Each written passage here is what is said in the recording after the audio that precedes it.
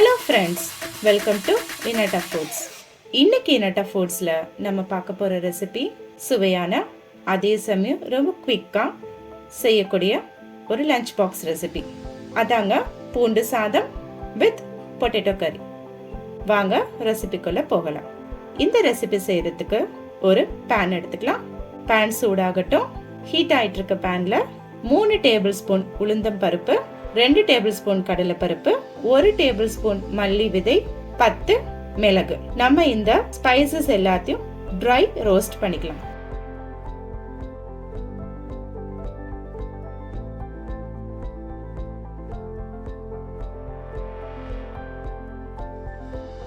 அதோட ஒரு கொத்து கருவேப்பிலை, 4 காஞ்ச மிளகாய். அடுப்பை ஸ்லோ ஃப்ளேம்ல வச்சுட்டே வதக்கலாம், இல்லைன்னா பருப்புகள் எல்லாம் கரிஞ்சு போயிடும்.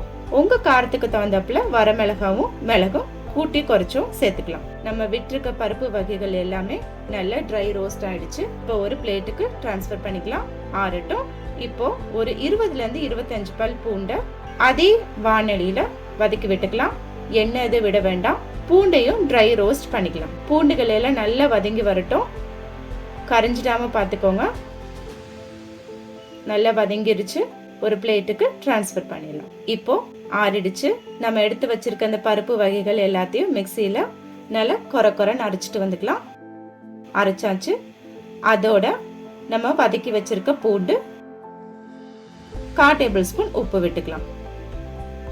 ரொம்ப அரைச்சிட வேண்டாம். பூண்டு விட்டதுக்கு அப்புறம் ஜஸ்ட் ஒரு பல்ஸ் கொடுத்தா போதும். இந்த மாதிரி கொரகொரப்பா வரணும். இப்போ அதே பேன்ல 15 ml, அதாவது 5-6 டேபிள் ஸ்பூன் எண்ணெய் விட்டுக்கலாம்.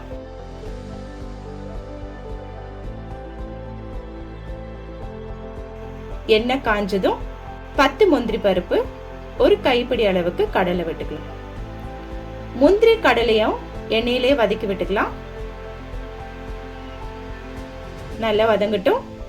அடுப்பை ஸ்லோ ஃப்ளேம்லயே வச்சு வதக்கிக்கலாம். முந்திரிகள் எல்லாம் கரிஞ்சிடாம பார்த்துக்கணும். இப்போ இது ஒரு தனி பிளேட்டுக்கு எடுத்து வச்சுக்கலாம். இது நம்ம கார்னிஷிங்க்கு தான் யூஸ் பண்ண போறோம். தனி பிளேட்டுக்கு எடுத்து வச்சுக்கலாம்.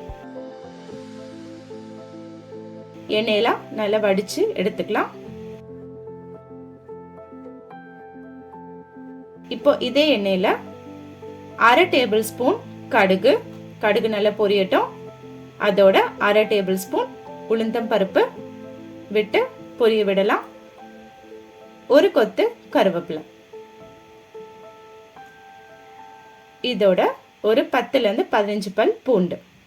நம்ம பூண்டு ஏற்கனவே பொடி அரைக்கும் போது ஆட் பண்ணியிருக்கோம்.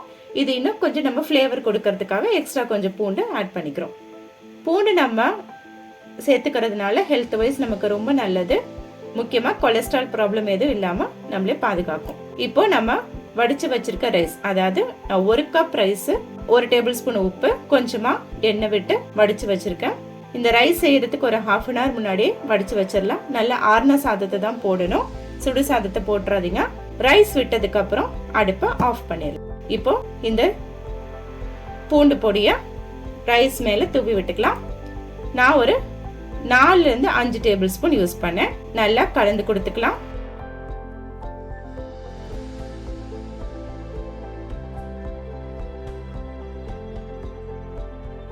கலந்து கொடுத்தாச்சு. இப்போ நம்ம கார்னிஷிங்காக எடுத்து வச்சிருக்க முந்திரி, கடலை, கொஞ்சமா கொத்தமல்லி விட்டுக்கலாம். இந்த பவுடர், மீதம் இருக்க இந்த பவுடரை நான் ஒரு கிளாஸ் கண்டெய்னர்ல போட்டு வச்சுக்கிறேன். இது நம்ம ஃப்ரிட்ஜ்ல 1 மாசம் வரைக்கும் ஸ்டோர் பண்ணிக்கலாம். இந்த ரெசிபியை உங்க வீட்ல நீங்க ட்ரை பண்ணி பாருங்க. இப்போ இந்த ரெசிபிக்கு ஒரு சூப்பர் சைட் டிஷ் நம்ம ரெடி பண்ணிடலாம். பொட்டேட்டோ கறி. இந்த ரெசிபி செய்யறதுக்கு அகலமான ஒரு பேன் எடுத்துக்கலாம். அதுல 15 ml எண்ணெய் விட்டுக்கலாம். எண்ணெய் நல்லா காயட்டும். எண்ணெய் காஞ்சதும் அதுல 1/2 டேபிள் ஸ்பூன் கடலை பருப்பு, 1/2 டேபிள் ஸ்பூன் உளுந்த பருப்பு, 1/4 டேபிள் ஸ்பூன் கடுகு, 1/4 டேபிள் ஸ்பூன் சோம்பு விட்டு எண்ணெயில பொரிச்சு எடுத்துக்கலாம். அடுப்பு மிதமான தீயிலே இருக்கட்டும். வதக்கி கொடுத்துக்கலாம். இதோட ஒரு 7 பல் பூண்டை சின்னதா சாப் பண்ணியிருக்கேன். அதை இந்த எண்ணெயில வதக்கி கொடுத்துக்கலாம். நம்ம இந்த உருளைக்கிழங்கு சாப்பிடும் போது இந்த பூண்டை எல்லாம் எண்ணெயில வதங்கி நம்ம கடிச்சு சாப்பிடும் போது நல்ல ஒரு சுவை கொடுக்கும். இதோட 1 டேபிள் ஸ்பூன் இஞ்சி பூண்டு விழுது சேர்த்துக்கலாம். பூண்டு நல்லா எண்ணெயில வதங்கி வரும்போது நமக்கு ஒரு கிரன்ச்சி டேஸ்ட் கிடைக்கும். ஒரு மீடியம் சைஸ் வெங்காயத்தை நீல வாக்கில் வெட்டி விட்டுக்கலாம். வெங்காயம் ரொம்ப வதங்க வேண்டாம், கண்ணாடி பதத்துக்கு வந்தா போதும். 1/2 டேபிள் ஸ்பூன் உப்பு விட்டு வதக்கிக்கலாம். இதோட ஒரு பச்சை மிளகாய், ஒரு கொத்து கருவேப்பிலை, பச்சை மிளகாவை சிறு சிறு துண்டுகளா போட்டிருக்கேன். இது எண்ணெயில வதக்கி கொடுத்துக்கலாம்.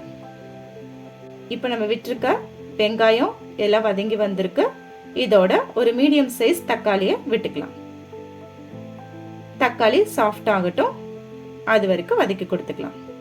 இப்ப இதோட 1 டேபிள் ஸ்பூன் மிளகாய் பொடி, 1/4 டேபிள் ஸ்பூன் மஞ்சள் பொடி, 1/4 table spoon garam masala, 1/4 table spoon மல்லித்தூள், 1/4 டேபிள் ஸ்பூன் உப்பு. இந்த மசாலாக்கள் எல்லாம் இந்த எண்ணெய் கலவையிலே விட்டு நல்லா வதக்கி கொடுத்துக்கலாம். நான் ஏற்கனவே ஒரு 3 உருளைக்கிழங்க வேக வச்சு வெட்டி வச்சிருக்கேன். குக்கர்ல விட்டு ஒரு 3 விசில் விட்டு எடுத்துக்கோங்க. இப்ப இந்த உருளைக்கிழங்குகளை இந்த கலவையில, மசாலா கலவையில விட்டுக்கலாம். நல்லா வதக்கி கொடுத்துக்கலாம். மசாலாக்கள் எல்லாம் நம்ம உருளைக்கிழங்குல இறங்கி வரணும். நல்லா வதக்கி கொடுத்துக்கலாம். ஒரு 2ல இருந்து 3 நிமிஷம் கைவிடாம வதக்கி கொடுத்துக்கலாம். இப்போ ஒரு லிட் போட்டு க்ளோஸ் பண்ணி அடுப்பு மிதமான தீயில வச்சு ஒரு 5 மினிட்ஸ் நம்ம வேக விடலாம். நம்ம பொட்டேட்டோ எல்லாம் நல்லா முருகலா வரும். பாருங்க, 5 மினிட்ஸ் கழிச்சு நான் ஓபன் பண்ணி காட்டுறேன். நம்ம பொட்டேட்டோ எல்லாம் நல்லா மசாலா இறங்கி நல்லா ஃப்ரை ஆகி வந்திருக்கு. இப்போ